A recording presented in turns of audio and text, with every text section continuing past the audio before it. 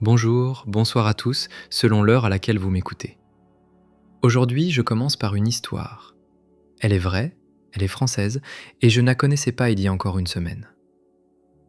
En 1880, dans un appartement parisien, un homme de 38 ans trempe sa plume et écrit une date qu'il sait qu'il ne verra jamais. Il s'appelle Camille Flammarion. Il est en train d'écrire L'astronomie populaire, le livre qui va apprendre le ciel à toute une génération de Français. Et au milieu de ces colonnes de chiffres, il pose ceci. Le 12 août 2026, une éclipse totale de soleil passera au-dessus de Paris. Prenez une seconde pour mesurer ce qu'il fait. Entre le moment où il pose cette date et le moment où elle arrive, il va se passer l'automobile, l'avion, 2 guerres mondiales, la pénicilline, la bombe, la lune, Internet. 5 générations vont naître et mourir. Il écrit pour des gens dont les arrière-grands-parents ne sont pas encore nés. Et il se trompe. L'éclipse arrive bien le 12 août 2026. Seulement, la totalité ne passe pas du tout là où il l'annonce. Elle passe dans un autre pays. Et personne ne l'a corrigé. Pendant un siècle, on a recopié Flammarion sans refaire ses calculs. En novembre 1981, 101 ans plus tard, la revue Ciel et Espace annonçait encore cette éclipse passant par Bordeaux et Toulouse. Bon, sauf que l'erreur n'est pas le sujet de cette vidéo. Ce qui m'intéresse, c'est ce qu'il a eu juste. La date, le 12 août 2026, écrite en 1880, exacte au jour près. Le ciel n'a pas bougé d'une heure en 146 ans, pendant que tout le reste changeait. Alors, avant qu'on entre dedans, je dois vous prévenir. Cette vidéo ne va pas ressembler aux précédentes. On ne va pas dérouler les 12 signes dans l'ordre. Je vais les prendre par famille et je vous expliquerai pourquoi dans un instant, parce que c'est le ciel lui-même qui les regroupe. Je ne vais pas non plus annoncer le signe au début de chaque passage. Je décris d'abord, je nomme après. Et à la fin, je vous donne une date, une seule. Vous en ferez ce que vous voulez, mais je crois que vous n'allez pas l'oublier. Alors, le 12 août, à 2h01 du matin, la Lune passera sur Jupiter. Elle passera dessus, pile dessus. J'ai refait le calcul, l'écart entre les deux tombe à 0. 18 heures plus tard, la même Lune se placera devant le Soleil et l'éteindra. Le même jour. Elle touche la planète qui a grandi, puis elle efface celle qui éclaire. Et Jupiter, il est là pour un moment. Il est entré dans le Lion le 30 juin dernier et il y reste un an entier. Jupiter met 12 ans à faire le tour, donc une éclipse qui tombe pile dans le signe où il campe, ça ne se voit pas souvent. En astrologie, Jupiter agrandit ce qu'il touche, sans juger, sans trier. Il agrandit le bon et il agrandit le reste avec la même générosité idiote. Donc ce qui se déclenchera chez vous ce jour-là sera un peu plus gros que d'habitude, un peu plus visible, un peu plus difficile à ranger dans un tiroir en se disant qu'on verra ça en septembre. Bon alors petite parenthèse ici, parce que je viens de tomber là-dessus en préparant la vidéo et je trouve que c'est la plus belle chose que j'ai apprise cette année. Pourquoi les éclipses existent ? Le Soleil est environ 400 fois plus grand que la Lune. Et il se trouve qu'il est aussi environ 400 fois plus loin. Les deux chiffres se compensent. C'est pour cette seule raison qu'un disque minuscule de 3000 km peut recouvrir exactement une étoile d'1,5 million de kilomètres. Nulle part ailleurs dans le système solaire, une lune ne fait ça avec son Soleil. Chez nous, ça tombe pile. Et ça ne durera pas. La Lune s'éloigne de nous de 3,8 cm par an. Dans quelques centaines de millions d'années, elle sera trop petite dans le ciel, elle ne recouvrira plus rien et les éclipses totales n'existeront plus. Voilà. Si on prend un peu de recul, nous vivons dans la fenêtre. Les hommes qui vous précèdent l'ont vue, ceux qui vous suivront pendant très longtemps la verront encore, et puis un jour, plus personne. Nous sommes tombés au bon moment, sans l'avoir demandé. Bref, je referme la parenthèse. Alors maintenant, le voyage que fait cette ombre le 12. Écoutez ça, parce que c'est plus étrange que tout ce que j'aurais pu inventer. Elle ne tombe pas sur l'Espagne comme une pierre, elle arrive de très loin. Elle se pose d'abord sur la côte nord de la Sibérie, au-dessus de la mer des Laptevs, et elle remonte vers le nord. Elle traverse l'océan Arctique en décrivant une grande boucle, et elle passe à quelques dizaines de kilomètres du pôle Nord. Là-haut, au sommet du monde, le Soleil sera couvert à 98%, au-dessus d'une banquise où il n'y aura personne pour le voir. Puis elle repart plein sud. Elle descend sur le nord-est du Groenland, s'incline vers l'est, atteint son maximum au large de l'Islande et se jette dans l'Atlantique. Elle fait presque 300 km de large et elle va plus vite qu'un avion de ligne. Elle touche l'Espagne en début de soirée. Et elle finit sa course au-dessus des Baléares au moment exact du coucher du soleil. C'est le détail que je préfère dans toute cette histoire. L'ombre de la lune ne s'arrête pas. Elle rattrape la nuit et se fond dedans. Elle passe la main. Le noir qu'elle transportait depuis la Sibérie devient simplement le soir, et plus personne ne peut faire la différence. Et vous, dans tout ça, vous êtes juste à côté. Parce que oui, cette éclipse est visible depuis toute la France, du nord au sud, sans exception.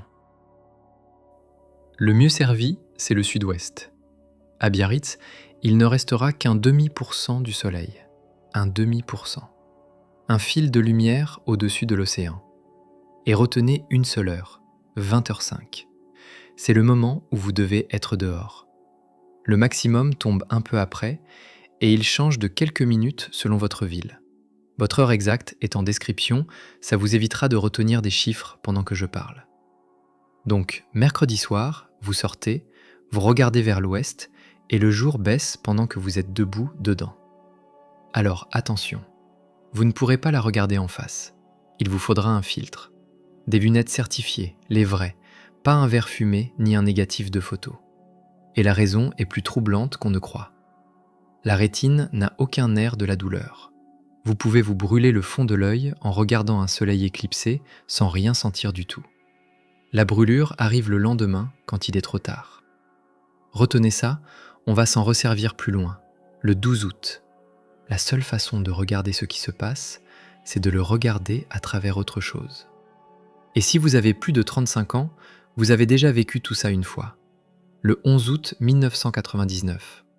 On nous avait dit de ne pas regarder, que les enfants risquaient d'y laisser les yeux. On avait distribué des lunettes en carton dans les écoles et dans les journaux, et il y avait eu une panique nationale sur les contrefaçons. Et ce matin-là, la France s'est arrêtée de travailler. Les gens sont sortis sur les parkings, sur les balcons, au milieu des routes de campagne. Des inconnus se sont prêtés des lunettes, ce qui est une chose étrange quand on y repense. Tendre un objet à quelqu'un qu'on ne connaît pas, sans se demander une seule seconde si on va le récupérer. Ça a duré 2 minutes, et tout le monde est rentré travailler. Bon, alors j'ai cherché où était le soleil ce jour-là. 18 degrés du Lion. Le 12 août 2026, il sera à 20.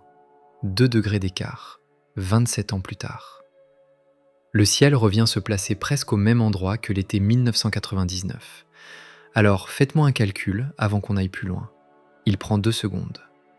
Prenez votre âge et enlevez 27. Le nombre qui sort, c'est l'âge que vous aviez la dernière fois que le soleil s'est placé là. Gardez ce nombre. N'en faites rien pour l'instant. Je vous le redemanderai à la fin. Et si le résultat est négatif, ou s'il est tout petit, vous n'étiez pas né, ou vous étiez trop jeune pour l'avoir gardé. Vous appartenez à la génération qui n'a jamais vu le jour s'éteindre au-dessus de sa tête. Celle-ci sera votre première fois, et je vous envie un peu. Bon, il faut maintenant que je vous explique une chose, et ce sera rapide, promis, parce que c'est simple. Le zodiaque, c'est un cercle. 360 marques dessus, comme les degrés d'une boussole. Le soleil en parcourt une par jour. Une seule. Donc 1 degré, c'est un jour de l'année. Ce qui fait que quand je vous dis que l'éclipse tombe au 20e degré du Lion, je ne vous parle pas du ciel. Je vous donne une date. Le 20e degré du Lion, c'est le 12 août. L'éclipse tombe sur un anniversaire. Et le reste se lit tout seul, vous allez voir, parce que le cercle a d'autres jours dessus. Juste en face, à l'autre bout, il y a le 8 février. Sur les côtés, à angle droit, le 10 mai et le 12 novembre. 4 dates. Le 12 août, le 8 février, le 10 mai, le 12 novembre.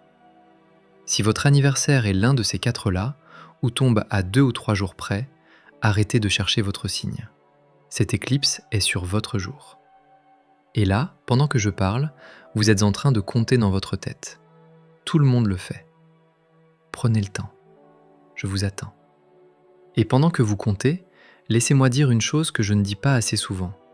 Merci à celles et ceux qui laissent un commentaire sous ces vidéos, un pouce, un petit mot de rien du tout. Je les lis, tous, y compris ceux qui ne sont pas d'accord avec moi. Ça me fait extrêmement plaisir et ça me donne envie de continuer à passer des nuits à refaire des calculs pour vérifier des dates que personne ne m'avait demandé de vérifier. Voilà, c'était dit. Bon, allez, on y va. Je commence par ceux que ça touche de plein fouet.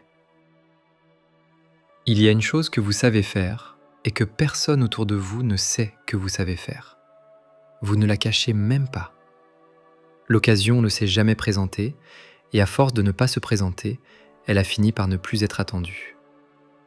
Vous y touchez encore de temps en temps, tard, quand la maison est calme et que plus personne ne demande rien. Ce jour-là, on va vous demander de la montrer. Et ce ne sera pas la personne à qui vous pensez en ce moment. Si vous êtes né entre le 9 et le 15 août, l'éclipse tombe sur votre degré. Le 12 est votre jour, et cette année, le ciel s'arrête dessus. Et je veux vous dire ce qui rend ce jour différent pour vous. Une éclipse solaire, c'est une nouvelle lune qui va trop loin. La lune passe devant le soleil tous les mois, sauf qu'elle passe presque toujours un peu au-dessus ou un peu en dessous. 1 ou 2 fois par an, elle passe exactement dessus. Dans un thème, votre soleil, c'est ce que vous êtes quand personne ne regarde et que vous n'avez rien à prouver à personne. Mercredi soir, il s'éteint. Ce qui reste pendant ces 2 minutes-là, c'est vous sans la lumière que les autres vous renvoient. Beaucoup de gens traversent une vie entière sans jamais voir ça. Bon, maintenant, de l'autre côté du cercle, à 6 mois de là, il y a le 8 février. Chez vous, ça arrive d'en face. Vous êtes celui sur qui les autres comptent. Le groupe tient parce que vous êtes dedans. Et vous avez arrêté de compter les messages qui commencent par votre prénom suivi d'un point d'interrogation. Ce jour-là, une personne de ce groupe bouge. Elle part, elle annonce, elle change de vie. Et vous allez découvrir en une soirée le poids exact de ce que vous portiez sans le peser. Né entre le 5 et le 11 février, c'est vous. Alors restent les 2 qui prennent l'angle dur, le 10 mai et le 12 novembre. Chez vous, ça frotte, et ça frotte entre 2 choses qui vous appartiennent toutes les 2. Né vers le 10 mai, d'un côté la maison, le contrat, ce qui tient debout et qu'on ne bouge pas. De l'autre, une envie qui pousse et qui coûterait cher. Vous refaites les comptes depuis le printemps et le résultat ne change pas. Né vers le 12 novembre, d'un côté ce que vous faites de vos journées, de l'autre ce que les gens croient que vous en faites. L'écart s'est creusé cette année et il est devenu fatigant à tenir. Personne. Elle rendra l'écart impossible à regarder ailleurs. Un mot sur ce qui se passe pendant une éclipse, parce que ça vous concerne tous les 4. Ça dure 2 minutes 18, c'est tout. 2 minutes 18 au maximum, quelque part au-dessus de l'Atlantique Nord, et le jour revient comme si rien ne s'était produit. Mais pendant ces 2 minutes-là, les oiseaux se taisent, la température tombe de plusieurs degrés, les animaux rentrent, et des gens qui ne se connaissent pas se mettent à pleurer ensemble sans savoir pourquoi. C'est noté dans les textes depuis l'Antiquité, sur tous les continents, dans toutes les langues, et personne n'a jamais réussi à l'expliquer proprement. Alors moi non plus je n'ai pas d'explication. J'ai une hypothèse, et je serais curieux de savoir ce que vous en pensez. Je crois qu'on ne pleure pas devant l'éclipse. Je crois qu'on pleure parce que c'est la seule fois de notre vie où on voit, de nos yeux, que la mécanique est réelle. Que ça tourne pour de bon là-haut, sans nous demander notre avis. Dites-moi si ça vous parle, ça m'intéresse plus que mon avis là-dessus. Bon, je passe à la famille suivante. Et pour celle-là, je vais commencer par l'image, ça vous servira mieux qu'une explication. Les angles doux sont les plus difficiles à raconter. Un carré, ça se voit, ça coince, ça grince, le corps le sait avant la tête. Un trigone, lui, ne fait aucun bruit. L'occasion passe, elle reste disponible un moment, et si vous êtes occupé ailleurs, vous ne la verrez jamais. Il n'y a pas de deuxième sonnerie. Voilà pourquoi je vais vous donner une consigne au lieu d'une ambiance. 2 dates, le 9 avril et le 12 décembre. L'éclipse ne les cogne pas, elle les pousse. Vous avez une idée. Vous l'avez depuis un moment. Elle est bonne, vous le savez, et vous n'en avez rien fait. Ce qui vous manquait, c'était une raison de commencer un mardi plutôt qu'un autre. Cette éclipse vous la donne. Et c'est là le piège, rien ne vous force. La porte s'ouvre, elle reste ouverte un moment, et si vous ne passez pas, elle se referme sans bruit. Personne ne viendra vous le reprocher. C'est ce qui la rend dangereuse.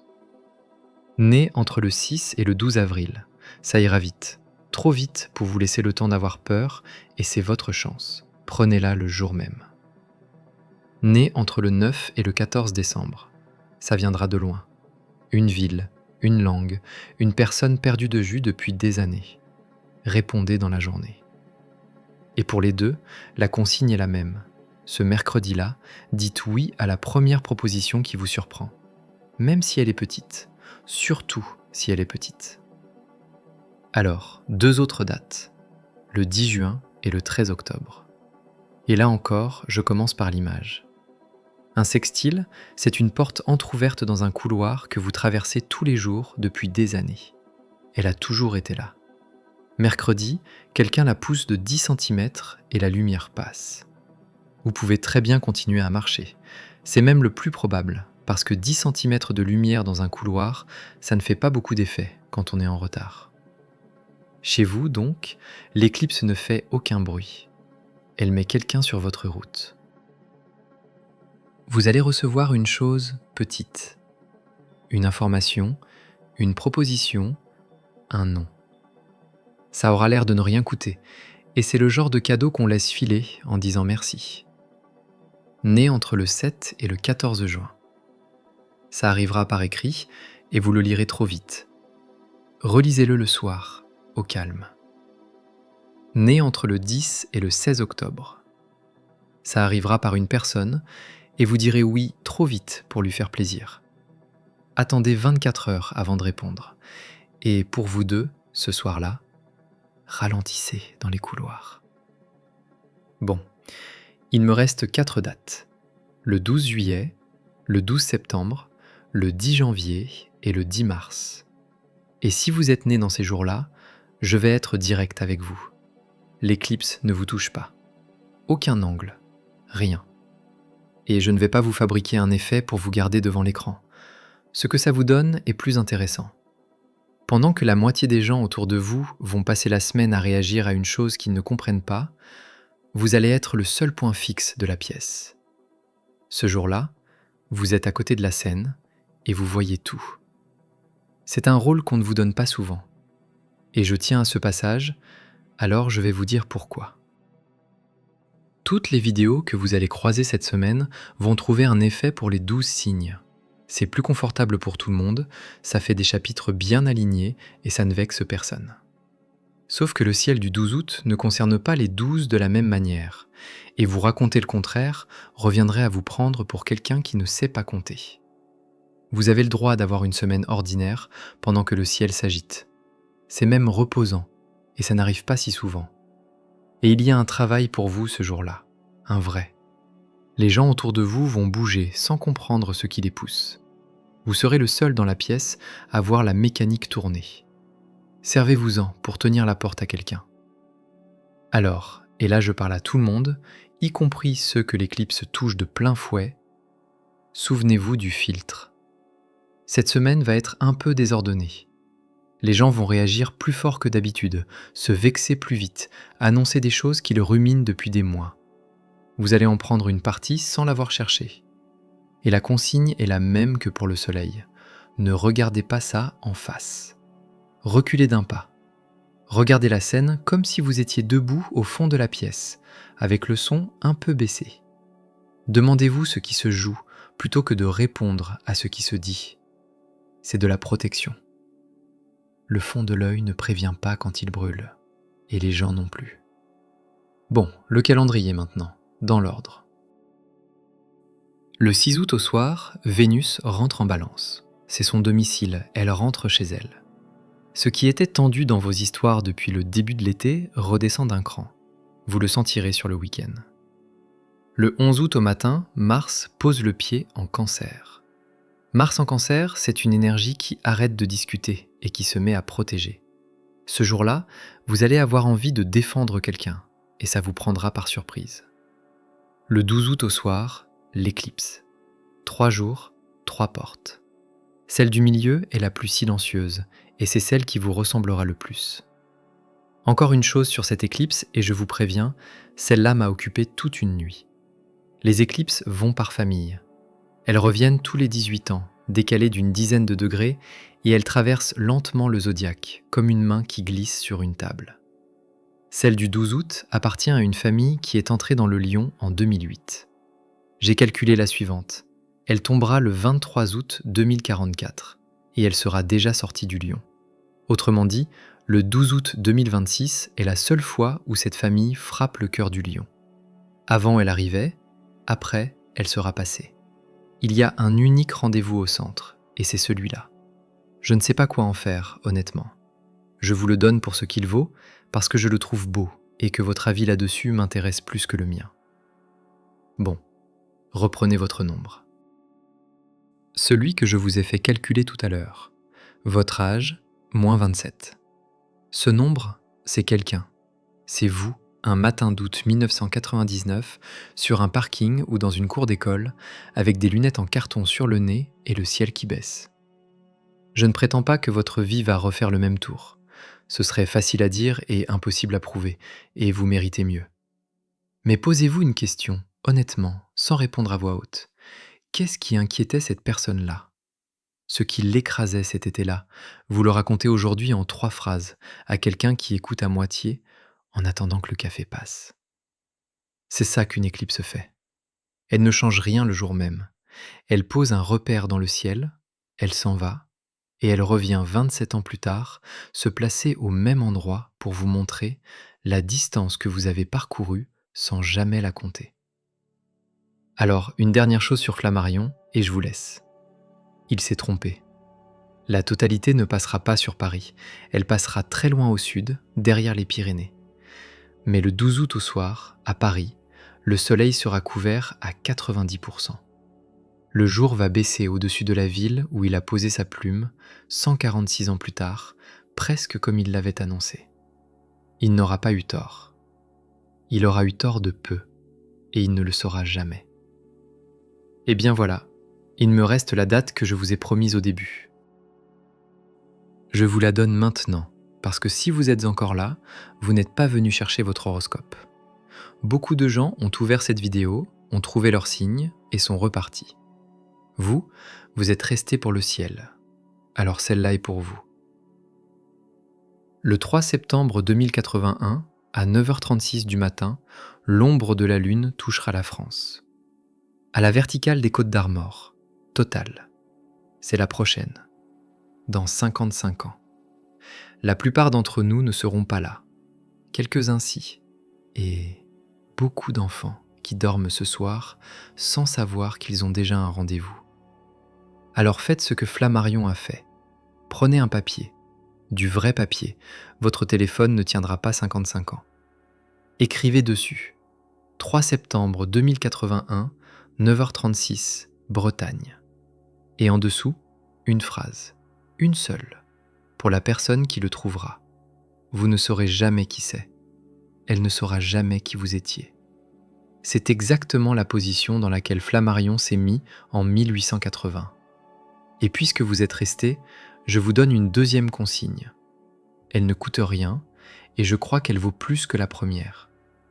Mercredi soir, quand le ciel commencera à baisser, quand vous serez dehors avec vos lunettes sur le nez, à regarder l'ouest à travers un filtre, parce qu'on ne regarde jamais ces choses-là en face.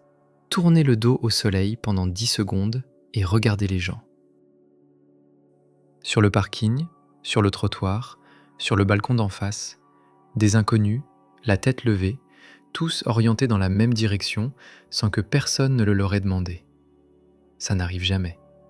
Une foule ne regarde jamais spontanément au même endroit.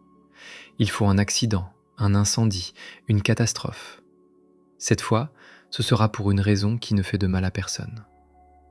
Ces 10 secondes-là, vous vous en souviendrez plus longtemps que de l'éclipse.